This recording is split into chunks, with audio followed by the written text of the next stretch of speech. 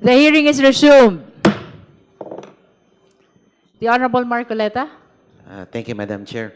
Um, I take it to mean that despite the approval of the chair to allow Mr. Madriaga to leave the House premises, I'm still allowed to make a manifestation So long as regarding it the is witness. relevant to the subject matter of this impeachment hearing. Yes, ma'am. Thank you, Madam. You may proceed. Two manifestations, ma'am. Number one is to present public records as to the background of the witness. Just So- information about the witness. If that pertains to the credibility of resource person Ramil Madriaga, I will have to prevent you. With all due respect, Honorable Marcoleta. Not really about the credibility, ma'am, but about the character of the witness. The character and the identity credibility of are the one and the witness. same. Yes, ma'am, if I may be allowed. And therefore, you are not allowed because character is credibility. Ma'am, if I may clarify, prior to this hearing, I saw reports that you said that the purpose of this hearing is to test the credibility of Mr. Madriaga, but now we are now denying At least the with objective of respect this to the hearing. contents of the affidavit. Affidavit. So long as it is contained in the affidavit, then we are confined in the limitations of a clarificatory hearing. So ang manifestation, ma'am, should be confined only to the We can test the directive of the chair. credibility so long as it Okay, is ma'am. limited to the contents Okay, ma'am. of the affidavit. Then I will go to the second manifestation. Okay. This is also regarding the affidavit itself. Okay, you may proceed. Okay, ma'am. Thank you, ma'am. I have carefully reviewed the written testimony, and I am compelled as member of this House and as a representative of the Filipino people to formally place on the record observations that I believe this committee must confront before it receives, admits, or gives any weight to this document. The issues I will raise go not merely to credibility, but about the it is about the content of the affidavit itself. Number one, Madam Chair, I respectfully submit the following.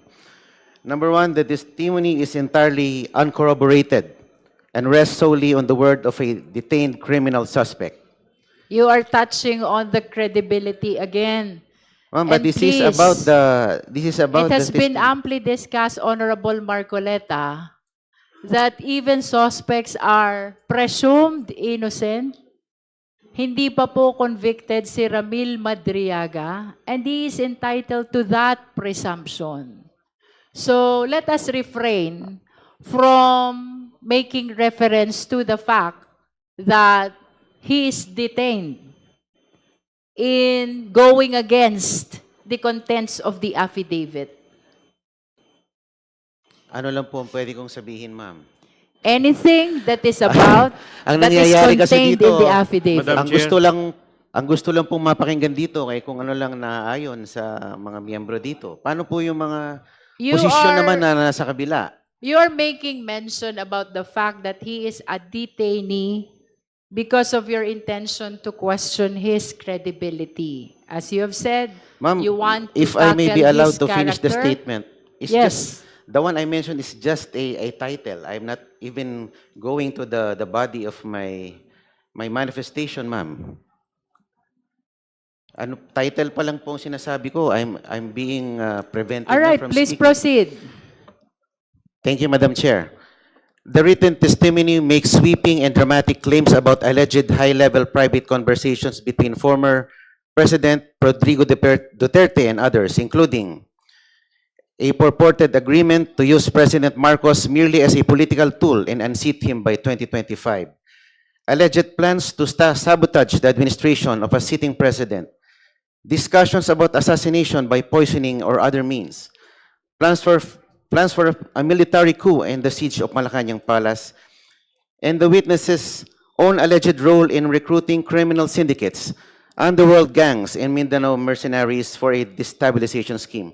Madam Chairman, I ask this committee to carefully consider the following. Not a single one of these claims is supported by any document, any recording, any other named witness, or any contemporaneous written record of any kind.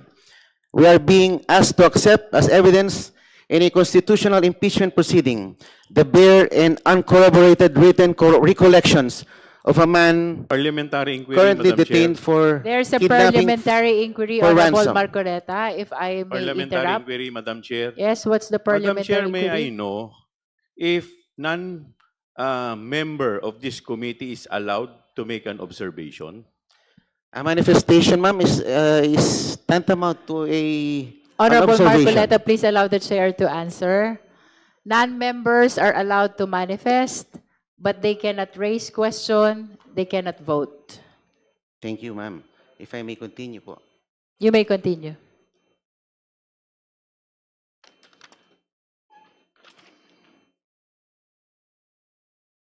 We are being asked to accept as evidence in a constitutional impeachment proceeding the bare and uncorroborated written recollections of a man currently detained for kidnapping for ransom, a man whom the PNP anti-kidnapping group officially described as the leader of one of the most dangerous criminal syndicates in recent Philippine history.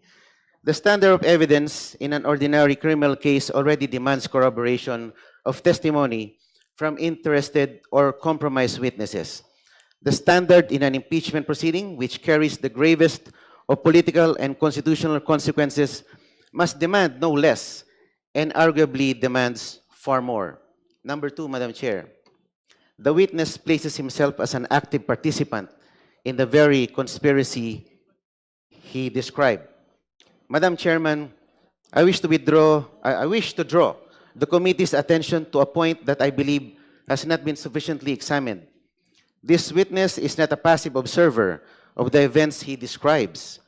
By his own written account, he is an active and willing participant in them. According to this written testimony, if I may read, Madam Chair, the witness claims he was personally consulted by the former President, Duterte, and offered strategic advice. He personally recommended the creation of a dedicated security unit for the Vice President and identified its headquarters. He claims he was given specific assignments to recruit civil groups, school clubs, fraternities, underworld criminal gangs, and syndicates as part of an alleged plan to destabilize the government. He describes having knowledge of and apparent proximity to discussions about assassinations, coups, and the assault of the presidential palace. Madam Chair, if we take this testimony at face value, then the man sitting before this committee is not merely a witness. He is, by his own admission, a co-conspirator in a criminal enterprise of the highest order. He is a man who claims to have knowingly participated in plots that, if true, would constitute rebellion, sedition, and conspiracy to commit murder among the gravest crimes under Philippine law. This raises a question that this committee cannot in good conscience ignore. Why is this self-confessed co-conspirator being presented here as a credible witness, rather than being investigated and prosecuted for the crimes he himself admits to participating in? And more importantly, has this witness been offered any form of immunity, protection, or accommodation in exchange for this testimony? If so, this committee and the Filipino people have an absolute right to know. Ramil Madriaga stated earlier that his giving testimony to this committee is not in consideration of any offer coming from anyone. I make a manifestation, Madam Chair. The Honorable Chua. Thank you, Madam Chair. Madam Chair, we are not accepting everything that Ramil Madriaga stated a while ago as gospel truth. We are here to make clarificatory question with respect to the affidavit that he executed. Now, that is for purposes of determination of probable cause. Now, the time will come, that is, pag papunta po tayo sa Senado, pag nagtuloy-tuloy na po sa trial, that is the time where we will test the credibility of the statement of the witness, which is Ramil Madriaga. There, during the hearing, pwede po siyang i-cross-examine ng mga abogado. At hindi po tayo ang magsasabi dito kung yung salita po niya ay totoo o hindi. Ang magsasabi po niyan ay yung mga senator judges na tatayong hukom sa Senado. Kaya ang trabaho lamang dito natin ay tingnan lang kung may probable cause. Kasi kung ang itetest na po natin yung credibility, that is already trial, Madam Chair. Kaya nga po kanina, lahat po ng mga miyembro, kung mapapansin po ninyo, halos nakatikim po ng objection sa ating Madam Chair dahil yung mga tanong po nila ay wala na sa affidavit at yun po ang tinatawag na probing question na. Kaya, Madam Chair, hindi po totoo na lahat po yun ay tinatanggap na po natin. Hindi po porke pinagbigyan natin si Ramil Madriaga na magsalita, ibig sabihin po yun na ang katotohanan. Malalaman po natin ang katotohanan pagdating po sa Senado. Maraming salamat po. Madam Chair. Madam Chair. Honorable De Lima, and then we go back to Honorable Marcoleta. Gusto ko lang pong dagdagan yung sinabi ni Representative Chua. Ang parang pinakapunto po ni Representative Marcoleta is that kapag co-conspirator ka o kaya insider ka, may mga alam ka dahil kasama ka sa mga gumawa ng kung mga ano-ano, ay hindi ka nakapanipaniwala. May I again cite a jurisprudential rule, Napoles versus Sandigan Bayan, GR number 224162, November 7, 2017, the Supreme Court ruled that the mere fact that the whistleblowers were conspirators themselves does not automatically render their testimonies incredible and unreliable. Kasi alam niyo po yung mga insiders, sila yung may mga alam. We can recall also, we can point out also the cases of in the case against the former president before the ICC, sila Edgar Matobato, sila Arthur Las Cañas, these are co-conspirators, these are insiders, but their testimonies are considered by the prosecutors, and that's why they are the star witnesses among the star witnesses in that case. So hindi po yan tamang argument na kapag na alam mo, meron kang alam, kasi we can see from the testimony, the totality of the testimony, the supplemental affidavit of Mr. Madriaga, that he's an insider, well-entrenched, maraming alam. And in fact, yung pagiging insider, that bolsters one's credibility more often than not. Bolsters one's credibility. But sabi nga ni Representative Chua, hindi naman ibig sabihin ay paniniwalaan na natin lahat ng sinasabi ni Mr. Madriaga.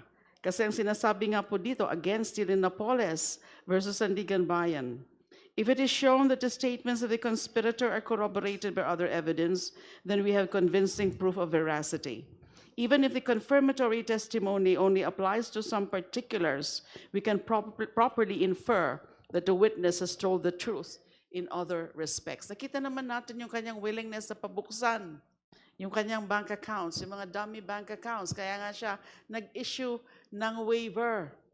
So ibig sabihin, willing siya na mag-present ng corroborative evidence. Ganon din yung tinanong ko po kanina tungkol dun sa apat na mga individuals. Although yung isa po, sabi niya ay namayapa na po. So yung tatlo, pwede rin pong mag-corroborate. But not in this particular stage. Pwede sa trial kung kailangan ng corroborative evidence. Thank you. Honorable Marcoleta. Opo, if I may continue, Madam Chair. Yes, I hope you are listening also to their manifestations. Yes, ma'am. because I they highly are- respect the opinion of They are Congressman De in Lima. response to your statement that he is a conspirator in the alleged acts committed by the former president. This is actually tantamount to a declaration against interest. You may continue. Number 3, the extraordinary nature of the claims demands an extraordinary standard of proof. Madam Chair, there is a principle recognized in law, in logic, and in common sense. Extraordinary claims require extraordinary evidence. The allegations in this written testimony are not ordinary. They include a sitting president being orchestrated as a puppet to be discarded on a predetermined schedule, presidential assassination by poisoning as a contingency plan, a coordinated military coup involving active and retired AFP and PNP officers, the planned siege and assault of Malacanang Palace by hard militants and mercenaries, and the recruitment of underworld criminal networks to trigger civil unrest. These are not allegations, Madam Chair, of budgetary irregularities or administrative lapses. These are allegations of a massive, multi-layered conspiracy, criminal conspiracy at the highest levels of Philippine political and military life. If true, they would represent the most serious threat to Philippine democracy in recent memory. And yet, they are presented to this committee supported by nothing more than a handwritten account from a man facing serious criminal charges If I of his may own. interrupt, Honorable Marcoleta, regardless of the nature and the amount of information that is being disclosed in the affidavits of the resource persons, our standard here is only probable cause. Thank you, So Madam. let it be placed on record that what we're trying to establish here is the existence only of probable cause. That is regardless of the amount and the nature of the information disclosed. Madam Chair. Honorable Tino. Madam Chair, the Honorable Marcoleta just mentioned that he is reacting to a handwritten account, a mere handwritten account of Madriaga. Pwede po, may I ask the representative to read that part of his statement again? May I correct that kung ayaw mo ng handwritten, typewritten. Hindi po. Sinabi nyo sa statement nyo, he's reacting to a For handwritten account. accuracy, that handwritten was never accepted in the committee. Actually, I have in my me- point precisely, Madam Yes. Chair. I have in Nagre-react me siya. Alam ko rin po yung two handwritten. copies of the I have the floor, affidavit. Madam Chair. One handwritten Can and we hear one first the I have Honorable typewritten. Tino? I have the floor, Madam Chair. Yes. Yes, You may proceed. I am aware of that handwritten account. Umikot po yan sa social media kahapon. May mga photos ng handwritten account allegedly by Mr. Madriaga na ang nilalaman ay tungkol sa sinasabi niya, no, yung alleged destabilization plot. However, Madam Chair, malinaw na hindi yan bahagi ng proceeding na That's ito. correct. No, ang pinag-uusapan po natin ay yung sworn supplemental affidavit That's correct. ni Mr. Madriaga. In fact, it was asked by the Honorable Ko, and the chair answered that it is not part of our proceeding today. Precisely, Madam Chair. Therefore, his whole manifestation is out of order, Madam Chair. Madam Chair, I have here. Okay, To- let's hear the response of the Honorable Marcoleta. Opo, Madam. Are you referring really to the handwritten? To both. The handwritten and the typewritten. I have But two you here. cannot refer to the in my- handwritten because it is not in my part of our possession. proceeding. Anyway, So you have to make up your mind. Is that manifestation pertaining to the handwritten or the computerized okay, allow me affidavit? to make a correction to refer to the handwritten affidavit. If this satisfies So you are to the- referring to to the the typewritten. handwritten. to the typewritten. Typewritten, does that satisfy the Honorable Tino? There are only two affidavits that are part of the proceeding of our impeachment hearing. The first affidavit that is computerized and the supplemental affidavit that is computerized as well. So please state for the record and be certain which document are you referring to in your manifestation. For this purpose, ma'am, I'm referring to the supplemental affidavit here. In other words, you stand corrected No, Madam Chair. when you made mention about a handwritten. Yeah, sorry. Sorry about the handwritten term.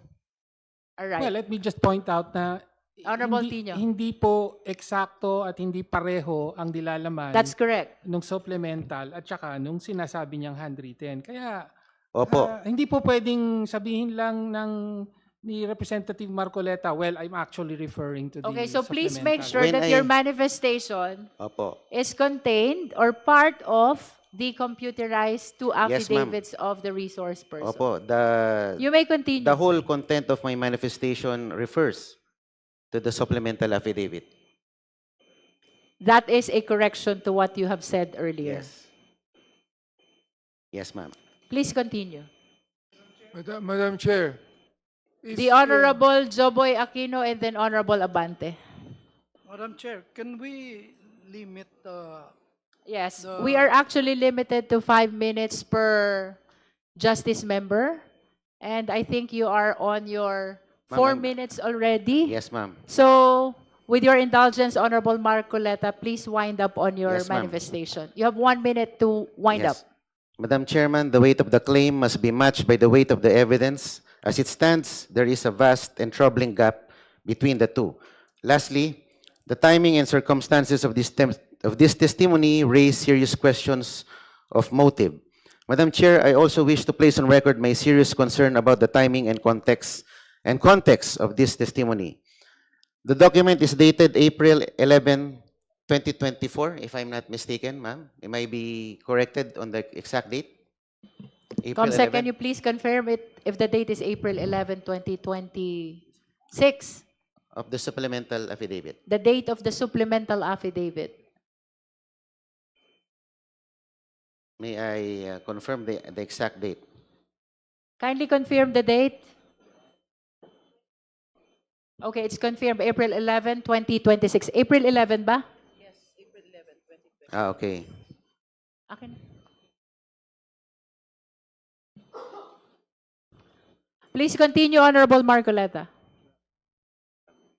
Okay, ma'am. Winding up.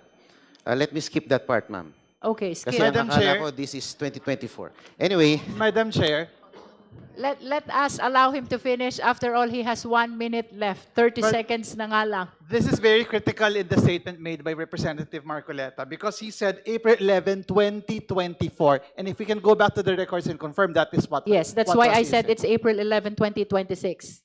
kaya I nga po corrected kino-confirm Honorable ko, Marcoleta. Representative Sendanya, that's why I'm verifying the actual date of the supplemental affidavit. So for Are you the- holding a copy? Opo. What is the date written in your copy? It's rather, the reproduction is rather unclear, madam. No, it's the date of signing and the date of jurat. It's April 11, 2026. Taguig City.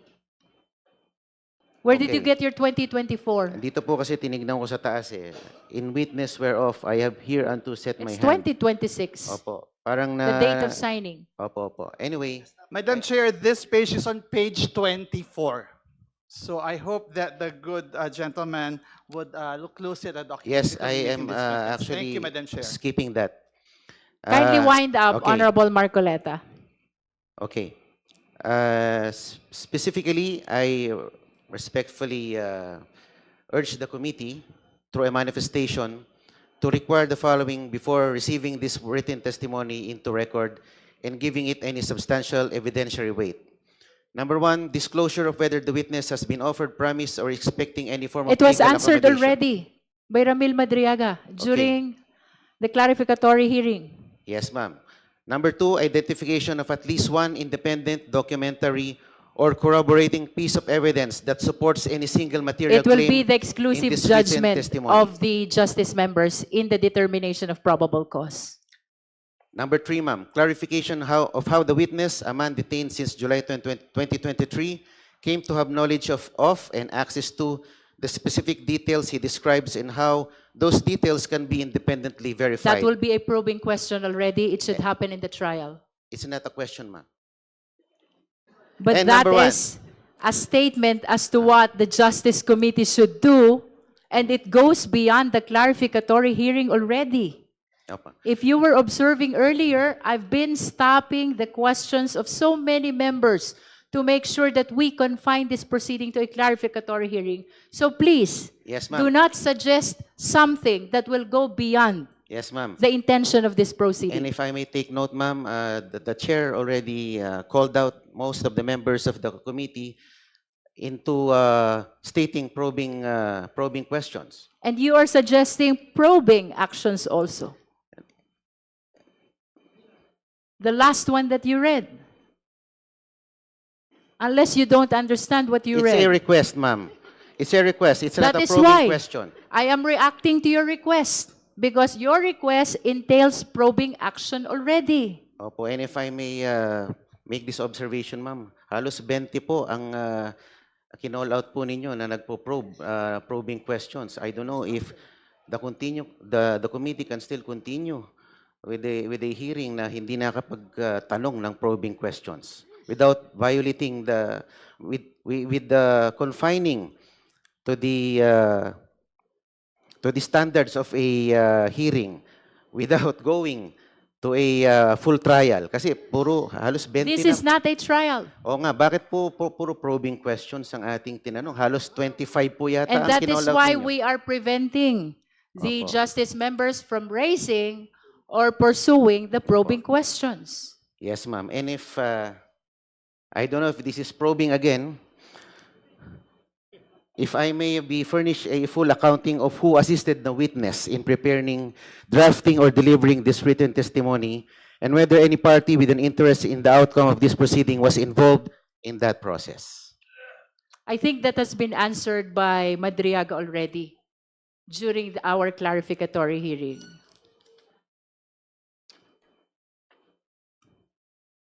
And my final remark, Madam. Madam Chair, the impeachment of a sitting constitutional officer is among the gravest acts this House can perform. It must rest on a foundation of truth, verified, corroborated, and credible truth.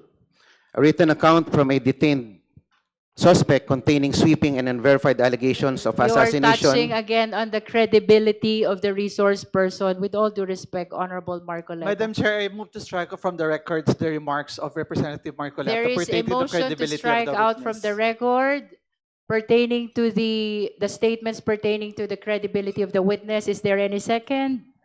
Same has been seconded. Any objection?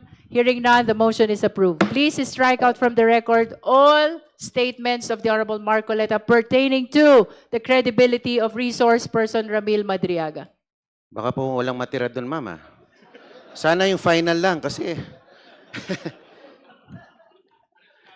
Please Wala nang- understand at that least the issues Filipino concerning people are watching kahit credibility na pina-strike out niyo yung mga must be statements ko. raised in the trial Ma'am, and not in this clarificatory when you were hearing. interviewed before the media, ma'am, sinabi nyo you're here to test the credibility Please of the confine witness. your Madam Chair, manifestation point of to what order. is happening in this proceeding.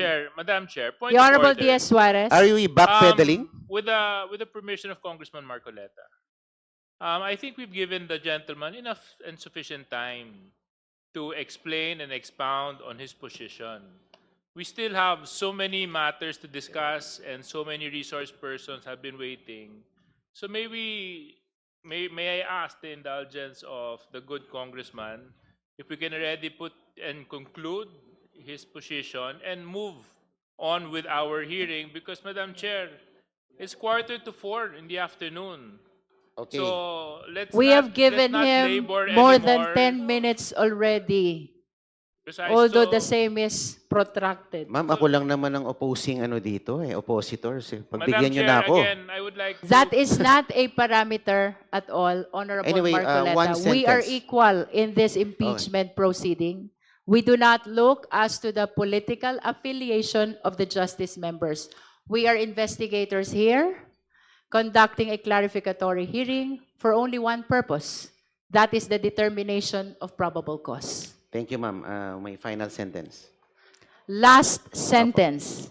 Please be so guided. The Filipino people are watching this proceeding. They are watching to see whether this committee will hold itself to the standard that the Constitution and the gravity of this moment demand. I am confident that the honorable members of this committee are fully capable of meeting this standard. I make this manifestation in faithful service to this institution, to the truth, and to the Filipino people. Thank you, Madam Chair.